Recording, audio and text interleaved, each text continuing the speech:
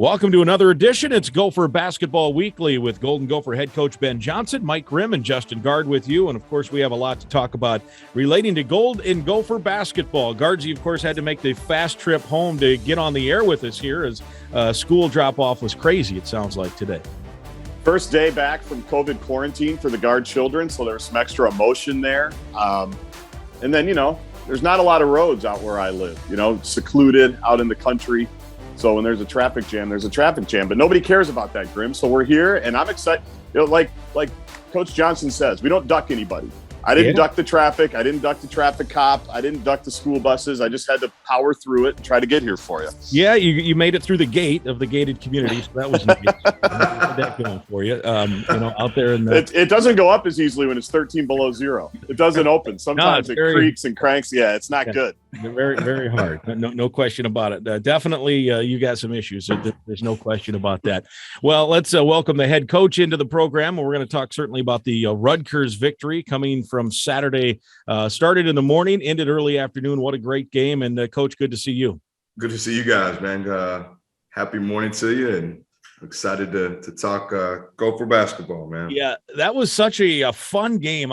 Spencer and I were talking one on the air a little bit, then afterwards as we were just kind of sitting around unwinding a little bit from that game based on the way we felt maybe at 9 a.m. that morning when word started to trickle out that your number 1, your number 3, and your number 4 scorers weren't going to be able to play. And I personally, I never take anything for granted. I always enjoy the job. I always want to, be grateful for the situation. But I'll be honest, I was also thinking, man, this might be a long day here if things go sideways early. And at the end of the day, we both agreed it was one of the most enjoyable days we've ever been at Williams Arena. It was unbelievable the way you guys fought and played, and it was a highly entertaining game. Baker and Willis back and forth with big shots and Lowy stepping up. I mean, what a day at the barn, huh? It was wild. I think it's one of those things where it's like everybody had an out-of-body experience at the same time in a good way. And, everybody was able to block out any distractions, any doubt, any concern, any worries, and just stay in the moment. And we were able to stay in the moment for 40 minutes. And that was, every guy that played, because everybody that played had to step up a little bit. Payton had to step up a little bit. Luke had to step up a little bit. CD had to step up a little bit. Trayton had to step up a little bit. Sean, Lay, Danny, every single person responded. And so, to win a game like that, that's what you need. And I thought that the guys just showed, really good mental toughness. They were connected from start to finish.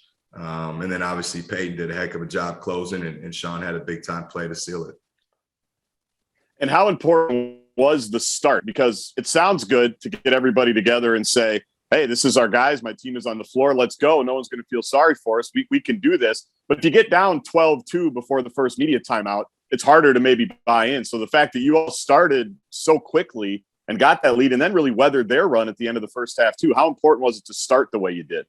Yeah, no question. No, it definitely was. I mean, obviously, when you're up against it, any type of confidence that you can build, especially early, is a good thing. And I think we took advantage of it. And I think, we knew with the game plan what we're going to have to do. And I think guys knew right away from the start that, once that ball is tipped, it's game on. You can't worry about, what you're up against or the adversity or what you have, what you don't have. And they just did a good job we got some good looks early. They were locked in. They made them. They made the plays early. They got stops early, which was big. They had energy early. And I think that they also were able to get the crowd into the game. I think that's the other good thing is that, especially at home, when you play well and you get off to a good start and you get that crowd energized, that trickles down to the players.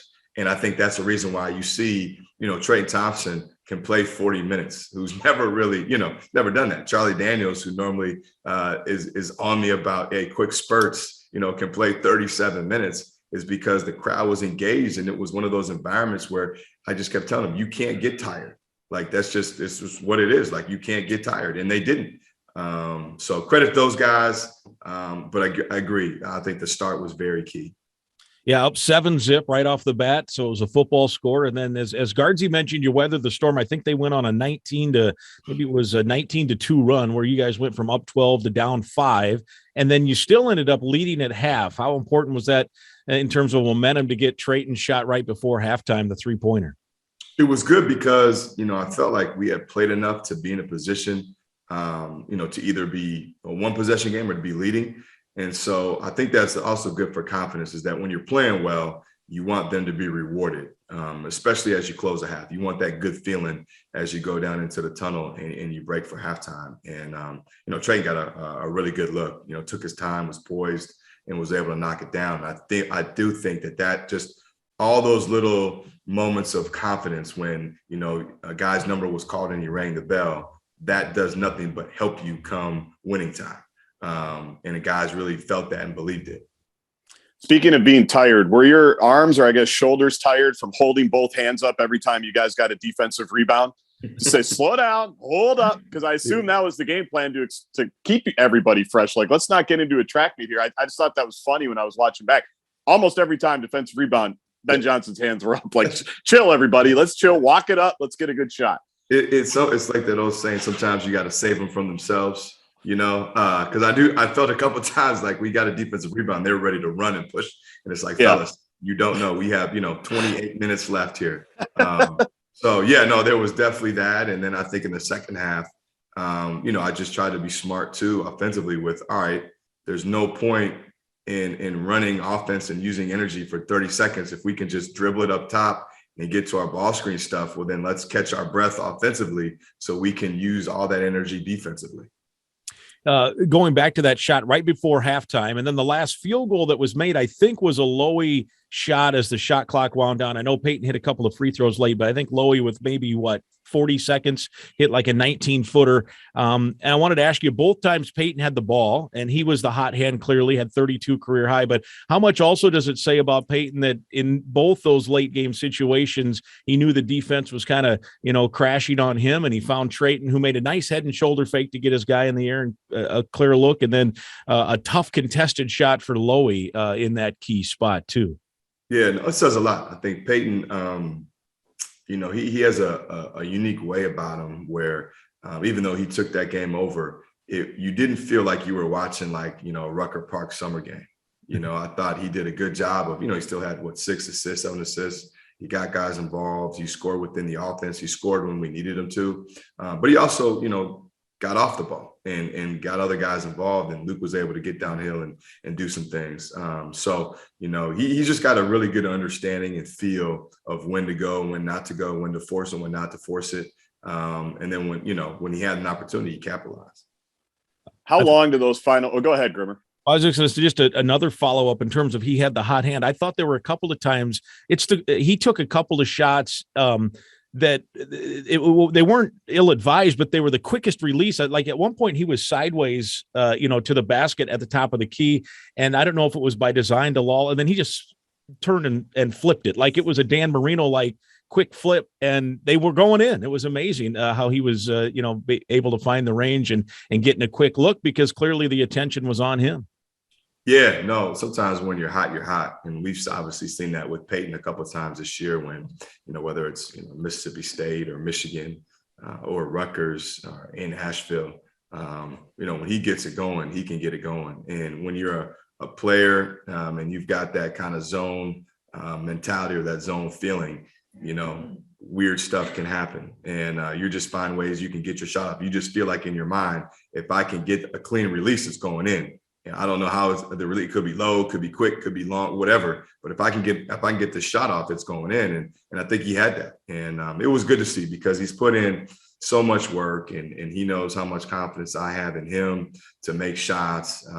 People talk about the numbers. I could care less about what the numbers are. I know what he's capable of doing. And for a guy like him and Luke, it just takes one or two to go in and feel clean. And then all of a sudden it can snowball the right way. Grimmer mentioned it. Geo Baker was feeling that way for a while too. I'm curious, late, from your vantage point, what are you thinking when Geo Baker's got a couple of looks late that might win the game for them? Because he was every bit as good as Payton and really got them back into it. Well, going into the game, Geo, he hadn't been shooting it great. And but I've known, even when I was assistant here, he was a freshman. So I knew he was a good player. So I made sure the guys, don't look at the numbers like this kid is legit, this kid is good. And then I almost killed Ryan Livingston because, he made the comment about how Gio's always been a Gopher killer. And he said it like the day before the game. And I didn't say anything at the time, but in my mind, I'm thinking like, come on, dude, like not all that negative energy was, and then as it's going on, that's what I was thinking of. Like, damn it, Ryan, you willed this thing into existence. But thankfully, the basketball guys were on our side. And I truly believe when you do the right things and you play the right way and you're about the right stuff, stuff like that can happen. A guy that's been hot all game ends up, when it matters, pulling up a little bit short, and we're able to get that one last rebound or able to get that one last stop. So it turned in our favor, but I think, credit, like I said, goes to our guys. And again, when you play the right way and you're about the right stuff, I think you get rewarded. Well, and we've had a bunch of close games. Obviously, we talked about it going all the way back to the non-conference, but so how to finish them. But how long do those last couple of minutes feel? And even like the last 45 seconds, how long does that feel when you're on? Because you played so great, you've done everything, crowd's into it, and you just know like we got to finish this one. It's all right there. So that has to feel like forever, an eternity on the sideline. It has. For some reason, normally it does. It feels like forever. You're just watching the clock. For some reason, this game was a little bit different for me. I have no idea why. It almost felt like, you didn't want it to run out. You wanted to keep playing for whatever reason. So it didn't feel like an end of game. It just felt like this game's going to go forever. We're just going to keep playing, because I think everybody had energy and everybody just, wasn't tired, and everybody was having fun. Everybody just wanted more. And so then it was just more of like, well, let's let this thing keep going. Just keep doing what you're doing. Keep playing hard and let the time run out versus, oh my God, how much time is left? Sure. If it makes Ryan Livingston feel any better, the radio crew may have mentioned on the air that Baker was a Gopher killer as well. I mean, he hit, I remember a buzzer beater that won a game, and then, he hit just some tough contested shots out there one time. Yeah, he's a good player, no doubt. And I know your scouting report was to keep Harper in check, and for the most part, you were able to do that. That's a guy that was shooting 64% from 3-point range in Big Ten games. And now he did get a couple open looks, and maybe, the basketball god shined down on you that he missed a couple open looks, but pretty good defensive job. And in general, you mixed a lot of defenses, man, zone, mostly 2-3, but it looked like some of that shifted to a 1-3-1, maybe even at times.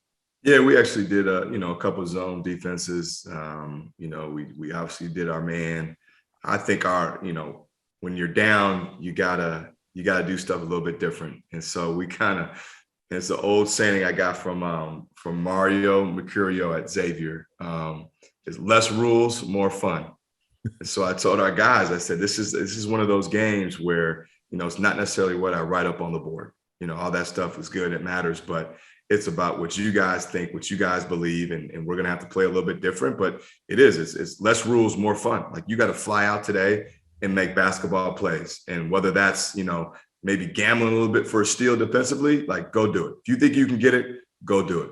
Offensively, if that's, creating something or getting downhill or being a little bit more aggressive, and you got a gap you can drive, or you got a lane you can drive it, go do it. And I just wanted them to play free. I wanted them that was a player's game, in my opinion.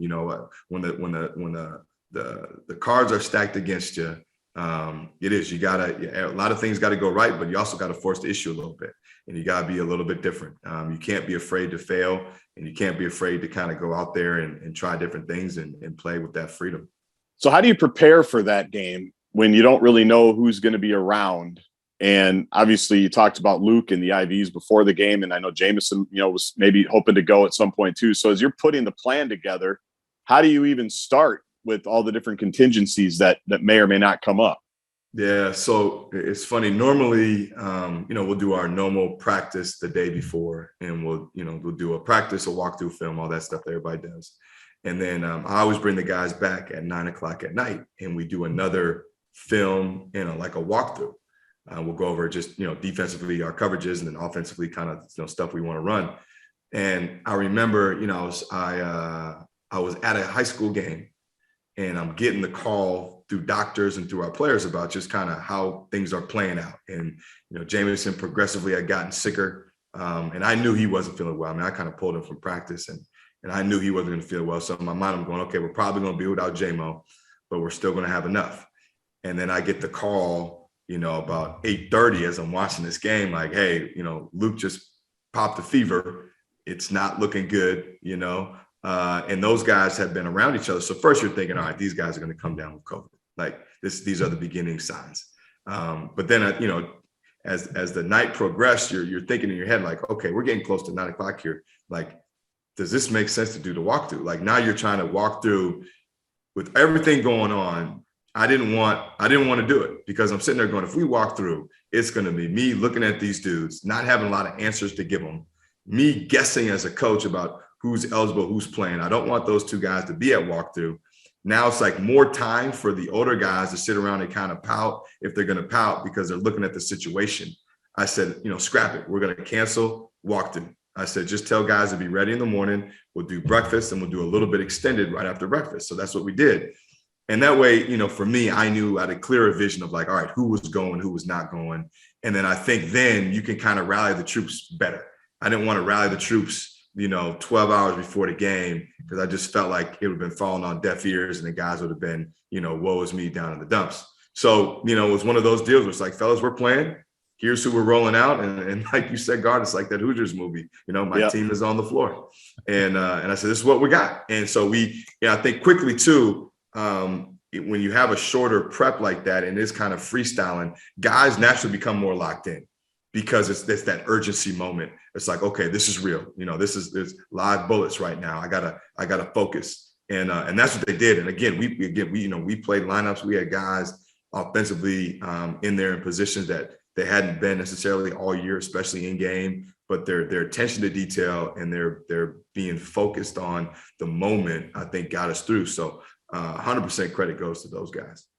Well, so much more to talk about still with that game we want to get to. We need to take a break right now, though. We also want to mention it's Minnesota and Ohio State on Thursday night.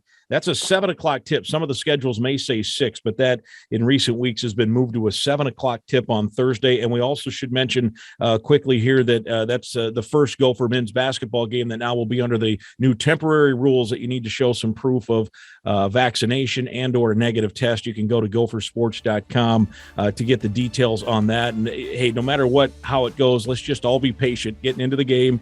And when you get there early, make noise when you get in, but let's all handle it with some patience there, because I'm sure that there might be a little bit of a delay. So get there early, 7 o'clock tip, and let's rock and roll and make it a loud place on Thursday. We'll take a break. This is Golden Gopher Basketball from Learfield. Welcome back. It's Gopher Basketball Weekly with Ben Johnson. Our show is sponsored by Sunbelt Business Advisors. They should be on your team roster if you're buying or selling a business, and there's never been a better time to sell than right now. Get your Sunbelt no-cost confidential business valuation today. Visit sunbeltminnesota.com. That's sunbeltminnesota.com. Mike Grimm and Justin Gaard along with the head coach, Ben Johnson. We continue to recap that wonderful day of basketball Saturday at Williams Arena. The Gophers get a 3-point win over Rutgers. And still a few things to unwind with that. I guess the first thing here as we talk on this Tuesday, could you give us a health update maybe as you look ahead to Thursday? I know, you think about Curry, you think about Stevens, you think about Battle, and maybe Lowy was mixed in there as well as Will Ramberg. I mean, it's a lot of that's like a mash unit a little bit. What's the latest, Coach? Yeah, well, start off. Will actually broke his hand. So versus Iowa, he broke his hand. Now, the good part about it is it's a break that I guess, doesn't require casting. So technically he can play. And it's funny. So literally we play Iowa. He comes back the next day. His hand's all swollen. So we get the x-ray. They tell me it's broke. This guy still wants to practice. And I said, Will, there's no way like I can allow you to practice. With a straight face says, all I need is some Advil. And I said, okay, my man. I said, so I'm telling you, if I whip a ball, you're able to catch it, like no grimace, no nothing. Yeah. So he bandaged that thing up, and I didn't let him practice, but he was ready to go. And then in the game, I could feel his eyes on me, like okay, like no, I'm ready. So he'll be day to day. I think if we can buy him a little bit more time, we will. But he'll be day to day. He's got a chance. Eric's still day to day. J-Mo still day to day. I think Luke's fine. I think he recovered. He kind of had that bug for about 72 hours. So he's fine. And, hopefully EJ is ready to go. We'll find out today if EJ is ready to go. So slowly but surely, we're getting back to full strength and have a little bit of depth. And I think that's the good part about this is we've learned, that some guys can rise up to the level of expectation. And that's a good thing to have. We talked about Trayton a lot last week. We haven't talked a lot about Charlie Daniels as another guy who seems like really come along as more responsibility has been given to him. So what have you seen from him this season? Because, he played great, I thought, against Rutgers and really gave you a lot. No, Charlie was great. And again, I think that's a guy, if you watch throughout the year, has just slowly gotten better and slowly gotten confidence. And for him to play 37 minutes, defensively be able to battle like he did, rebound like he did, offensively, he just facilitates and he's starting to really make the right plays, and to get 6 assists, and be able to find guys, is awesome to see. He's kind of the anchor, he's a guy that, loves to compete. He busts it every single day. He's got zero ego, zero agenda. The locker room loves him. He's fun to coach. He's got a great personality to him, a great side to him. And I think now he's, you come from Stephen F. Austin. It's a different world from Stephen F. to the Big Ten. Right. And I do think now he's slowly becoming comfortable in what the Big Ten is. I think you saw that with EJ versus Indiana. That was the first moment where I think EJ was like, okay, this is what this level is all about. Every single game. And then once he adjusted to it, he started to have success. And I think Charlie's, getting to that point now where it's like, okay, I've played enough. I know what to expect.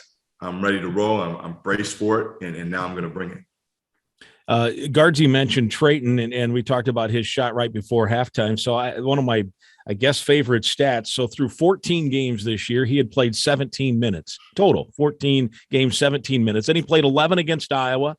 So that brought him up to 28 minutes through 15 games. And then in game 16, he goes 40. He plays every second of the game. So that's a pretty good progression from almost nothing to 2 games later. You play every minute of the entire game. You don't sit 1 second. I did notice, I thought there was a point in the first half where he needed a second win. He was really, and you can't blame him, right? Game shape is, you have to play to get into it. But, man, the second win came, and he was, I think you even took a timeout maybe at one point there, and he played 40 minutes, which was pretty impressive. No, it was phenomenal. It was one of those things I could feel his eyes too. And I didn't look at him because it's like, no, my man, like there's no outs. There's no outs. We're all in this. We are bunkering down together. But no, we did. We had to be creative with, calling timeouts before the media so you can kind of get back-to-back rest. There was even a couple of times where I'm yelling at Sean to foul. And it was like, if I felt like they were going on a run or the pace wasn't where we needed to, like that quick foul to make them have to take it out, well, maybe that's, 10, 12 seconds where guys can catch their breath and it's not a marathon. So, we had to be creative with stuff like that. But, phenomenal by him to be able to, again, to block out everything. He's not conditioned to play 40 minutes in a Big Ten game against a physical team, and be productive, but he rose up to the level. And again, I think, everything he's done up to this point has put him in position to have this success. Again, the credit goes to him. Like he's a made man in terms of he knows he wasn't ready at the beginning of the year. And he trusted the process of what we do individually, the process of what he does outside of, what we mandate to get better, the extra work that he put in, the time and the ability to know, like, I do have to get better. And there are things that I'm not good at as a true freshman that I got to work on to earn trust of everybody, including myself, and to have that confidence. And so I think, everybody's, will wonder, well, why wasn't he playing early? Why wasn't he? Well, he wasn't for a reason, but he also is playing now for a reason, and it's like that growth matters and we can't rush it. And, when you do it the right way and you steady look to improve on a daily basis, this can be the outcome because now he is ready.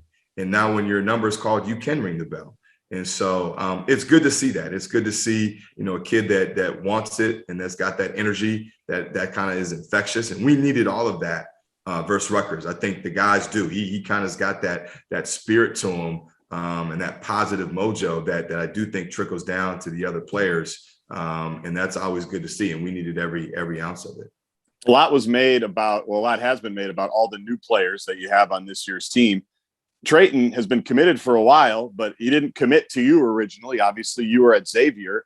So I'm curious, because he's a new player too, as a freshman. So what was it like when you come in and guys are coming, guys are going, those conversations with him in terms of, keeping him, having him still want to come? And I saw you tweeted after the game how much he loves Minnesota. I remember that from his recruiting period. Richard would say that all the time. This guy loves it. He wanted to be a Gopher, which is great. So what were those conversations like with him when everybody decided he was going to keep coming here? Yeah, no, they were good. I think, my message to him was, like I told every guy, whether it's a freshman, a kid I recruit, a transfer, that, everybody's going to have a fair shake. And I watched him a little bit in high school, so I knew, a little bit of what his game was and who he was. And I told him that. I said, I'm not completely going in blind. But I said, like everybody, especially young guys, it's going to be a process. It's going to take time. And I told him, we're going to have to build this roster with some older players, and you're going to have to, understand that and respect that. But I did value those little things about him. He's always been a guy that's played with energy, that's played with effort, and that wanted to be here. And I said, that is important to me. And so I think, from day one, he's remained who he is, with the homegrown tattoos on his body, the energy every single day. He does take a ton of pride in playing here and putting on that jersey. He loves everything about, game day, Williams Arena, family, the crowd, the energy, playing in the Big Ten. And hopefully in time, that will make him into something that I think he can really be. He's got a unique game. Yep. He's 7 feet, but he's not your traditional back to the basket 5-man. And that's where the patience has had to take place, because he has some great qualities and tools that can separate him, because he is unique at 7 feet, to move like he can and offensively do some things that are more like a 4. But the patience comes with the defensive part, because you are who you can guard.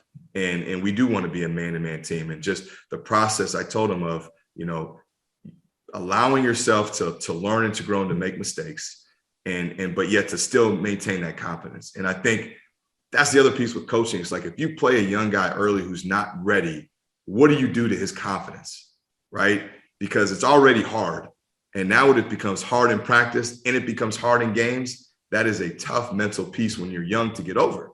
And so now my thought was, okay, maybe it is better to wait and pick and choose when they do play, so that when they play, they're in position to be successful, so their confidence grows. And he's been all in, and he's been great. And like I said, I know it's never easy. I don't expect it to be easy for guys who just love, not being able to play. But again, to his credit and the rest of our guys, they've been patient, and I think they understand the process. It's interesting too, in terms, and you obviously have a much better grasp. We kind of, see it as we're around and not on the inside necessarily like you, but it's, in my observation, you have an experienced team with a bunch of new guys that have now molded together. And those experienced guys have been through the battles wherever they have come from in different walks of life. And the fit that everyone has, you mentioned a little bit that Payton kind of brings a freshman innocence to it all. I mean, so you've got these experienced guys that know what and then you've got Payton who adds to the mix, because you want that enthusiasm and even that idea that, hey, I'm going to help this kid along, and him just kind of saying, okay, what do we do? Or, hey, give me the ball. I want the ball, even though you got the hot hand. I want the ball, and I think there's something to be said about that chemistry there. Yeah, no, there is. And that was something I talked to him and Lay about beginning of the year, that, I get the locker room makeup is a little bit different, in terms of, you've got a bunch of guys that are, 22, 23, and then you got the 2 18, 19-year-olds, But I said, the best thing you guys can do is to learn from these older guys about how to be a college player at a high level, and take notes, use it to your advantage and gain something from it, because it will help you down the road. And I think that's what they've done. They have great examples every day of how you conduct yourself. If practice is at 3:00, you don't show up at 2:58 and walk in onto the gym. Practice is at 3. You see guys coming in at 1:45 to get taped.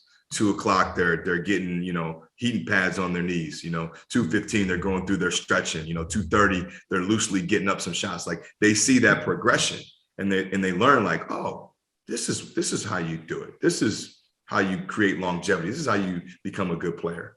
So I think they've used it to their advantage, and it's going to help our team down the line. It's going to help them down the line. So it's great, but it is a different dynamic when you do have that age difference and that maturity difference. But I think they've done a good job of morphing and becoming older, even though they're young. All right, we have to take a quick break. One quick thing I'd also mention with Trayton especially is when we're doing our post-game show, you guys do your meetings in the locker room after the game, win or lose. And then he comes out, he hugs his family and friends, and then he goes and shoots until I leave. I mean, he's out there shooting every day. Every game. Really? So far, he's been out there shooting. Yeah. He'll go out and he's got a manager catching for him. And it's, I mean, that I think says something about a kid wanting to get better. That's for sure. He did it last game, even after 40 minutes. Yeah. He was out shooting. Wow. All right. No way. Again, like we've got a good group. Like we have never been around a team top to bottom that genuinely loves to be in the gym. And we like, above and beyond. And he's one of those guys. Like I remember 2 weeks ago, like it was almost too much. I almost wanted to kick him out because he's doing, 2-ball medicine, ball handling for 20 minutes and then getting up shots. I'm like, dude, we got practice in like an hour and a half. I'm going to be pissed if you don't have the juice for practice and you're doing the cone drills for 8 hours. But, it's that young energy. That's just that young energy. You don't want to tame it. But I think that's the part of the culture piece with what we want this program to be about, where if you don't love it, you're going to struggle to be here. All right, let's take a break now. We'll come back. We've got the long contested 2 when we come back. Our show is presented by Sunbelt Business Advisors. Go to sunbeltminnesota.com. It's Gopher Basketball Weekly with Ben Johnson from Learfield. Welcome back. It's Gopher Basketball Weekly with Ben Johnson. Minnesota and Ohio State coming up Thursday night. It's a 7:00 tip, and you can get tickets at gophersports.com. Also want to remind you, if you have a question for Coach Ben Johnson, you can go to gophersports.com/askthecoach. Submit your question. If yours is picked as question of the week, we'll ask it on the air, and you'll get a $25 gift card to the University of Minnesota Bookstore, also a sponsor here of our show. Right now, it's time for the long contested 2. JG, take it away. I'm not sure if people know this, Ben, but you're from Minnesota. You're actually a Minnesota native. I don't think that's ever come up, but I'm curious, as am I, which never comes up either. I'm curious if you were the typical Minnesotan. I think today was 10 below zero when I dropped my kids off at school. So took them in indoor recess. We're not as hardy as maybe some other places a little bit further north of us. Did you sweat the snow day for school like all of us did when we were growing up? Yeah, no, I remember distinctly. Now, that was back when you would get up in the morning and you'd have to watch like the news, and you'd wait to see if your school was scrolled down, and that's how you found out, or you either wanted the full day or you wanted the delayed start. Yep. Right. And you'd have that. But I also remember too, those cold mornings where you knew it was cold, but you knew you were still going to go and waiting on that corner for that bus to come. Or then you got savvy enough where it was like, all right, I'm gonna time it up. When you open your door and you're watching for the bus, and then the minute it comes, then you make that sprint to the corner. Those were the good old days, man. And then, then recess when you were younger, recess was always fun because there was all the snow. So that's when you got to play tackle football. You could get away with it because there was so much padding and the teachers weren't freaking out. So no, you enjoyed it, but definitely I do remember the getting up early and you're just waiting to see that name scroll and you go back to bed. Yeah, well, you learned how to alphabetize when you were a kid. You knew which cities were in front of yours or school. And so, like, ours were never canceled. Like, did De La Salle ever have any snow days? Like, did you ever shut it down? I know Coach Thorson probably didn't believe in it. Like, whether you had school or not, you were probably in the gym at 5:30. So how did De La Salle handle it? No, we didn't. That was the problem. It's like we practiced so early. You were there anyway. So you're like, well, now I got to go home. But I also say, I remember, grade school was different, but in high school, you didn't necessarily want the snow days because then they would tack them on in the spring when it was nice out. And it was like, we'd rather like be forced to go now and then be able to get out earlier, have, the summer versus now you got to make up 3 extra days in the spring when it's, it's big time weather. So no, you didn't want that. Kids are not going to know the thrill, Grimmer, because now you have a snow day. They give you the iPad and say, we've got a Google Meet at 9:30. Like, I do I feel like something's going to be lost for this generation to never understand the thrill of seeing your name pop up. It's like Selection Sunday. There should be like a video of all the kids, and you see your school, you pop up and you're high-fiving your brother and sister. Well, and then you'd wait and you'd be like, all right, it's 6:00. We're not at it on yet. We'll wait till 7 or 7:30, and then your friends. If you got canceled but your friends didn't, it was definitely a little snow Selection Sunday, man. I'm sure the parents weren't happy with that. No, probably not. I'm even obviously older than you guys. We had to listen on the radio. We had to flip the radio station on, and you're right. You'd alphabetize, and then you'd listen, and you'd know. And if you weren't in the mix, then you had to wait until, okay, well, we wait till 6:55 when they run through the list again. And, you listen to Charles Osgood or whoever else on the AM station. And then so we're West Delaware, and you'd be listening to me, West Bend. All right. West Branch. Come on. West Delaware. Yes. All right. Let's. And you're looking at that weather on the TV and that number, and you're going, get colder, get colder, get colder. Or when it's snowing at night, you're going, God, please just keep snowing. Don't stop till it's 9 a.m. Yeah, those were the good old days. Now with the Twitter and the internet and emails, you find out. We actually used to have a number you'd have to call too. You could call the number, and some lady would get on there and record. Some lady sitting in the school office say, school for today is canceled or whatever. Same number you call to get the school lunch menu. And that was actually in the same time where you were watching Sports Center as you were waiting.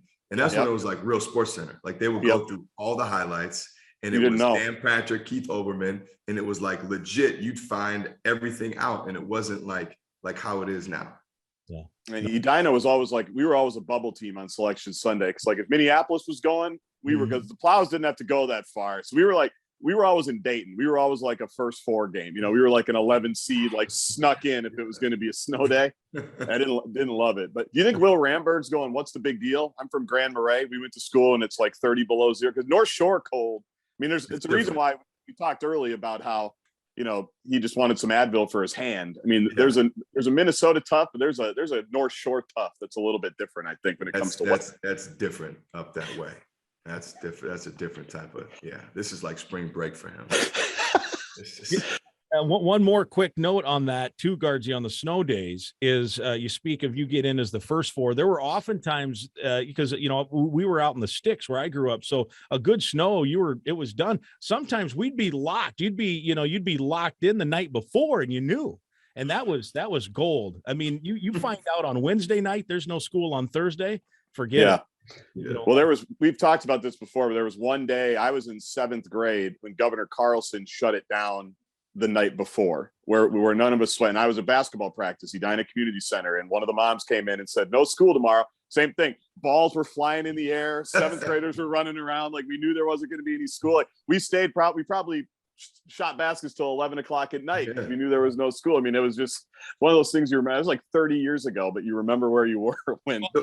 Thanks, Governor Carlson. Now a school day, you've got everyone stays home and plays video games against their buddy, up 2 miles down the road. We would actually, get together and, I mean, this is how old I am. Sledding. Play cards, we'd go out and we'd hook the sled up behind the 3-wheeler.